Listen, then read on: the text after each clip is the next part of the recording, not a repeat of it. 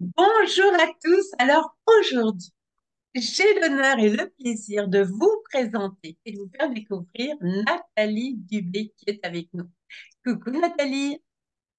Salut Laetitia. Merci. Salut. Merci de me recevoir et de m'ouvrir cet espace et ce temps pour, euh, pour me présenter, pour que les gens apprennent à me connaître.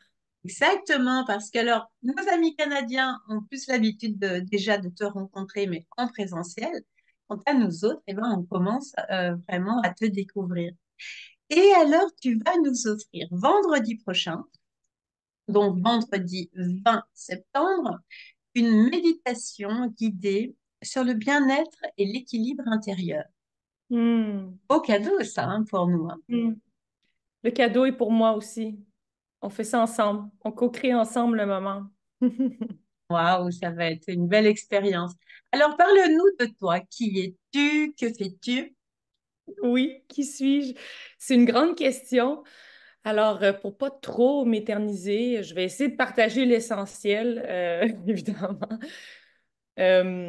Donc, ça fait plus de presque 23 ans maintenant que ça a été mon premier éveil, disons, spirituel.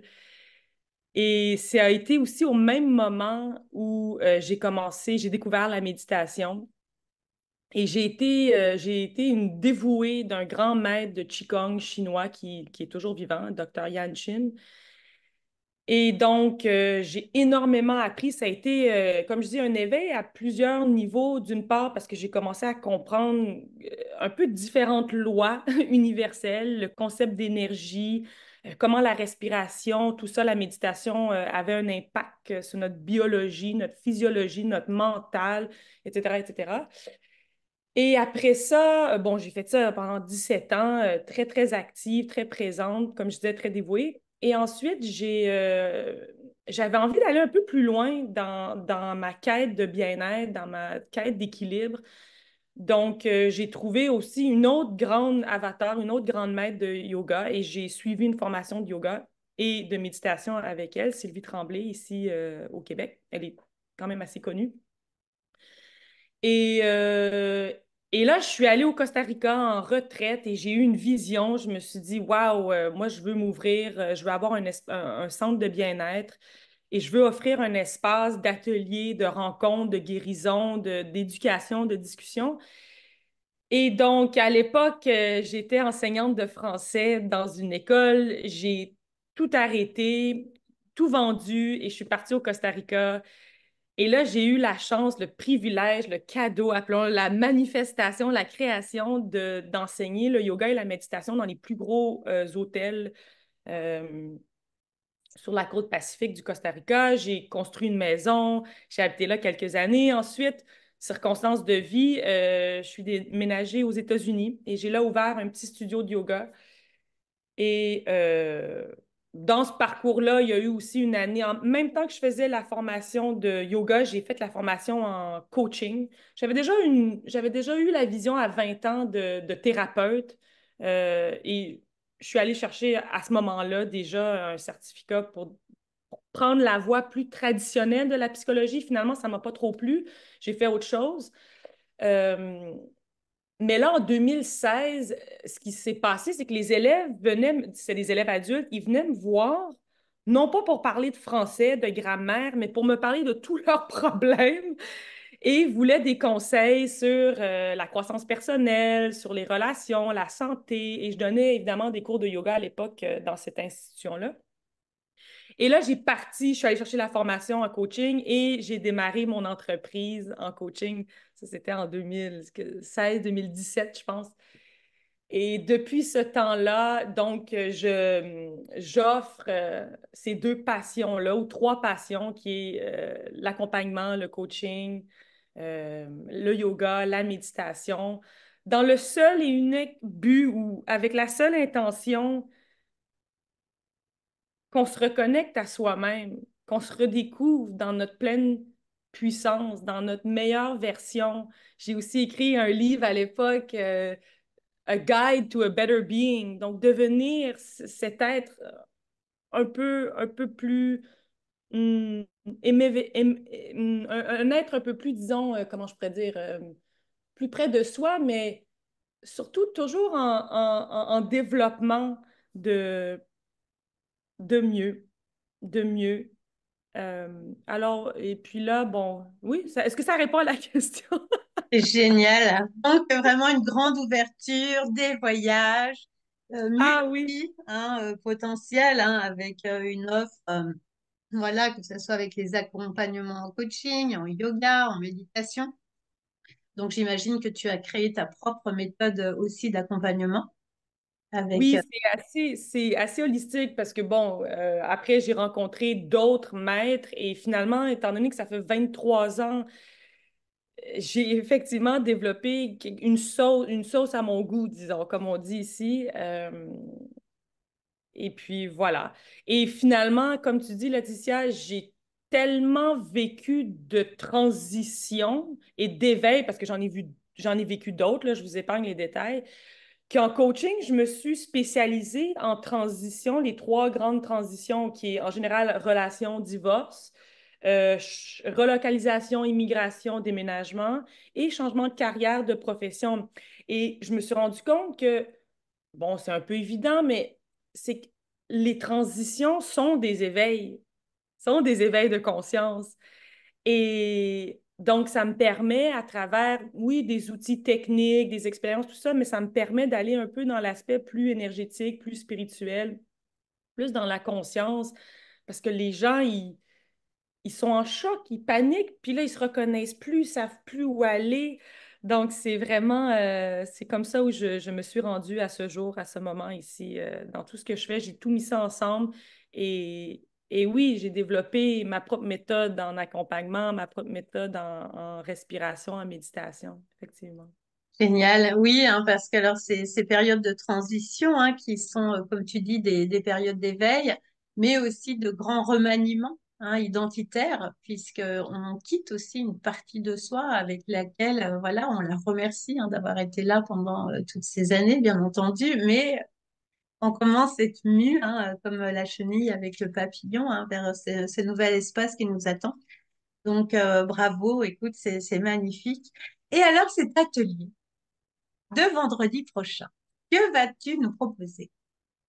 Oui, ça sera un atelier sur la transition. Je vais commencer avec ce thème-là. C'est un thème parce que un atelier sur la transition en relation, et je dis toujours à la fin de mes cours de yoga, honorons toutes les relations. D'abord, la relation à soi-même et ensuite la relation à l'autre, qui sont très intimement reliées.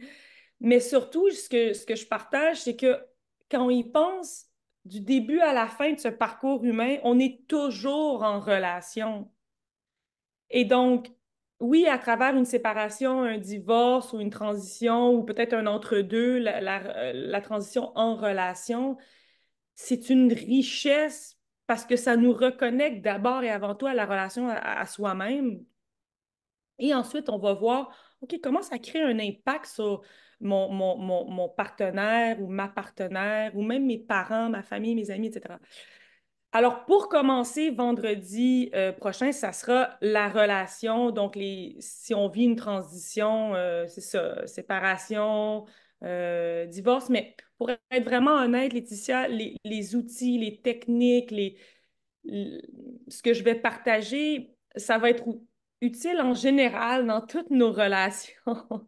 C'est ça. Peut-être spécialement donc un atelier sur une méditation qui va faciliter effectivement ce mouvement de transition dans laquelle on peut être, mais dans plein de moments divers et variés de notre vie, hein. Oui, comment on peut vivre nos relations de façon plus harmonieuse, de façon plus authentique, de façon plus sereine. Les relations, ça cause énormément d'émotions et parfois de grands déséquilibres qui ensuite vont affecter les autres sphères, hein. Oui, et puis vraiment ce mouvement, hein, de relation qu'on retrouve aussi dans nos échanges professionnels, hein, puisque Arrêt dans l'éveil, comme je leur demande de pas autoriser les pitchs pour qu'on soit vraiment dans cette rencontre, dans cette authenticité, dans cet instant, de l'instant avec l'autre. Et du coup, de pouvoir advenir à la fois dans ce bel échange, mais vraiment au plus près de qui on est Et c'est là aussi où on ouvre ce champ vraiment des relations professionnelles avec beaucoup plus d'authenticité et beaucoup plus de valeur, je trouve. Exactement, Laetitia, c'est très bien dit, effectivement. Très, très beau, hein. Et alors, c'est quoi tes aspirations pour plus tard? Qu'est-ce qui te motive? Qu'est-ce qui t'amène dans le plus grand? Ah, d'éveiller chez l'autre l'amour de soi, d'éveiller chez l'autre l'amour inconditionnel, d'abord pour soi-même, et ensuite, visiblement, quand on l'a pour soi-même, on l'a pour les autres. D'aller éveiller en soi notre, comme je l'ai dit au début, notre plein potentiel et qu'on goûte véritablement. Tout le monde veut la liberté, ultimement. Tout le monde veut cet amour. Tout le monde veut cette joie. Donc, d'aller créer le plus d'impact, d'aller toucher, éveiller chez les gens le plus grand nombre possible pour que collectivement, ensemble, on s'éveille, ensemble, on se réveille, ensemble, on crée une humanité, pas de compétition, mais d'amour, de soutien, de collaboration, d'encouragement. Mm. C'est magnifique. Et effectivement, hein, plus on monte cette vibration, plus on est nombreux aussi hein, à être, tout simplement. Hein, parce que c'est déjà tout là, hein, de manière originelle. On arrive déjà avec tout ça. Après, bah, parfois, on le perd avec les aléas de la vie. Parfois, on peut être en rébellion. Parfois, voilà, il y a plein d'événements. Mais quand on fait ce retour à ce un, à cet être originel que nous sommes, dans cet échange, dans ce grandir ensemble, effectivement, l'humanité elle ne peut que être belle et c'est magnifique. Oui, et je dis toujours aux gens, tu sais, des fois, on sent on se sent un peu impuissant face au changement planétaire, face à ce qui se passe, mais je veux dire, c'est vraiment, ça commence avec soi, la paix mondiale, la paix collective, ça commence avec soi. Et faut pas le prendre pour acquis. C'est pas petit, en fait, comme contribution, quand soi-même, dans son quotidien, on peut vibrer la paix, on peut vibrer la joie. C'est une grande inspiration. On est venu pour ça. On est venu d'abord pour le retrouver en soi et ensuite l'émaner, le partager. Et là, petit à petit, on crée une toile.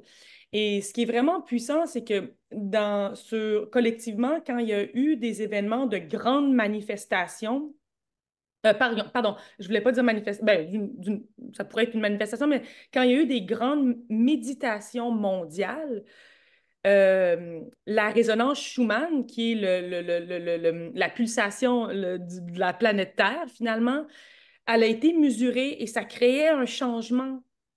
Donc, moi, je dis toujours aux gens que ne serait-ce qu'à deux cœurs, deux cohérences cardiaques, ça crée déjà un mouvement. Plus on est à méditer, à être ensemble pour créer ne serait-ce que 20 minutes, 15 minutes, une cohérence cardiaque ensemble à travers la méditation, plus on crée on laisse cette trace vibratoire. C'est pas banal. On a une responsabilité. Et donc, ça me tient vraiment à cœur parce qu'il n'y a rien de plus que j'aime. Je suis vraiment une passionnée de la méditation. Et d'ailleurs, c'est pour ça que je suis ici. Puis que Laetitia, je te suis et à RAID, au réseau en direct, éternellement reconnaissante. C'est un cadeau que vous me faites. C'est magnifique. Et alors, dans tes actualités, dis-nous un petit peu, qu'est-ce qui est en perspective là, qui va arriver? Ah, ben, en lien avec notre communauté ici, RAID, les mardis, je me joindrai quelques minutes, je pense, Laetitia, pardon si j'oublie les détails, je serai là, je serai présente, faire un coucou et offrir un 15-20 minutes de méditation. Ensuite, les vendredis, ça sera annoncé dans le calendrier quand là, on sait que c'est le 20, la première grande méditation ensemble. Ensuite, ben, moi, dans ce que je partage en présentiel, je partage le yoga et la méditation ici, dans mon milieu. Je le partage également en ligne pour ceux qui ont une envie plus au niveau privé. Et au niveau coaching, j'ai un programme qui est étalé sur 10 séances qui est Vie ta transition en confiance. Parce que comme on disait tout à l'heure, quand on vit cette transition, souvent notre confiance est un peu ébréchée. On est, on est ébranlé, on est un peu perdu, on ne sait pas trop ce qu'on veut, où on s'en va, qui on est des fois. Donc, j'offre de l'accompagnement dans un des programmes que j'ai appelé Vie ta transition en confiance. C'est des informations qu'on peut trouver dans mon site web. Le site web, vous le voyez à côté de mon nom ici en bas, www.nathalie, pas de H, dubé.com. Et vous m'excuserez pour la version, la traduction en français. C'est un peu technique. Il faut que j'aille à la main traduire et c'est encore en processus. Donc, pour une traduction plus adéquate, peut-être si c'est possible, si vous lisez l'anglais, fiez-vous à l'anglais. Sinon, il y a une traduction en français sur mon site. Et donc, c'est les actualités pour l'instant. Génial. Et donc, oui, hein, des possibilités d'accompagnement également en anglais, puisque tu es parfaitement bilingue. Et en espagnol. Et en espagnol. Waouh, super. Eh bien, merci beaucoup, Nathalie. Est-ce qu'il y aurait autre chose que tu souhaiterais rajouter? Je souhaite que le plus de gens se joignent à nous. C'est ce que je souhaite. J'espère vous voir mardi prochain pour quelques minutes ensemble et ensuite vendredi prochain, vous êtes bienvenus de m'écrire si vous avez entre-temps une envie de connecter, de se parler, d'apprendre à se connaître. Si vous vivez justement une transition difficile puis que vous voulez commencer un dialogue, un accompagnement, s'il vous plaît, écrivez-moi. Super. Donc, à vendredi, bien sûr, à mardi pour être dans l'éveil, mais pour vendredi prochain pour ce bel atelier, donc d'1h30, hein, 14h30, 16h, heure de France, 8h30, 10h, heure de Québec. Un atelier bien-être et équilibre intérieur. Magnifique. Merci beaucoup, Nathalie. Oh, merci à vous, Laetitia, et à vous, ceux qui sont là. À bientôt.